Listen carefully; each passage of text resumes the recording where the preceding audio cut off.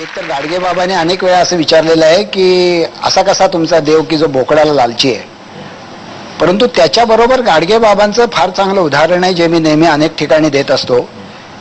गाडगे बाबा 30 वर्ष पंढरीच्या वारीला आषाढी आणि कार्तिकीला गेले, पण एकदाही देवळात गेले नाहीत. एकदाही आषाढी आणि कार्तिकीचा उपवास केला नाही. लोकांनी खराब केलेला चंद्रभागेचा किनारा स्वतःच्या झाडून ते साफ करायचे. संध्याकाळी कीर्तनाला उभे राहायचे.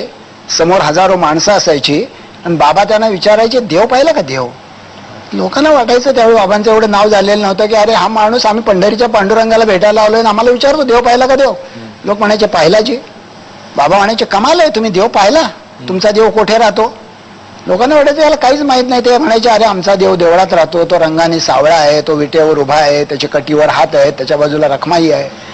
बाबा म्हणायचे कमाल आहे, तुमचा देव देवळात राहतो, माझा देव माझ्या मनात राहतो. तरी लोकांना काही कळायचं नाही. मग आपल्या मिश्किल वराडी शैलीमध्ये बाबा असं म्हणायचे, तुम्हाला देवाले आंघोळ करते की नाही? लोक म्हणायचे करते. तर बाबा म्हणायचे तुम्हाला देवाले आंघोळ कोण घालते?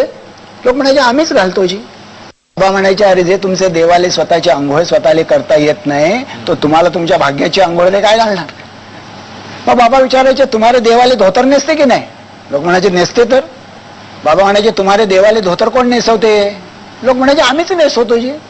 बाबा म्हणायचे अरे जे तुमचे देवाले स्वतःचे नेसूचे धोतर स्वतःला नेसता येत नाही तो तुम्हाला तुमच्या भाग्याचं वस्त्र काय देणार? पुढे बाबा विचारायचे तुम्हाला देवाले नैवेद्य दाखवते की नाही? लोक म्हणायचे दाखवते. बाबा म्हणायचे नैवेद्य दाखवून काय करते? लोक म्हणायचे नैवेद्याच्या बाजूला काठी घेऊन बसते. बाबा विचारायचे कशाला? लोक म्हणायचे देवाला वाढलेले नैवेद्य कावळा कुत्रा खायला आला तर त्याला काठीनं हाकायला.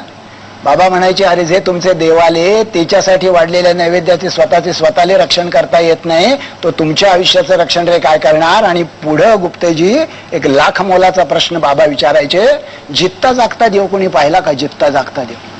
आणि मग लोक कावऱ्या बाऱ्या चेवड्याने इकडे तिकडे पाहायला लागायचे कारण आपण तो पाहिलेला नसतो.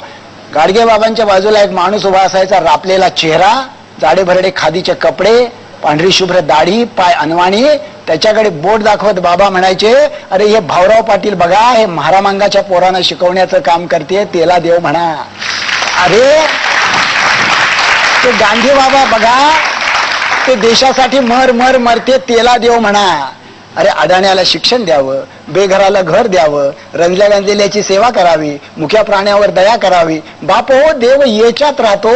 बाप हो देव देवळात राहत नाही, देव आपल्या मनात राहते. देवळात फक्त पुजाऱ्याचे पोट राहते. वा वा.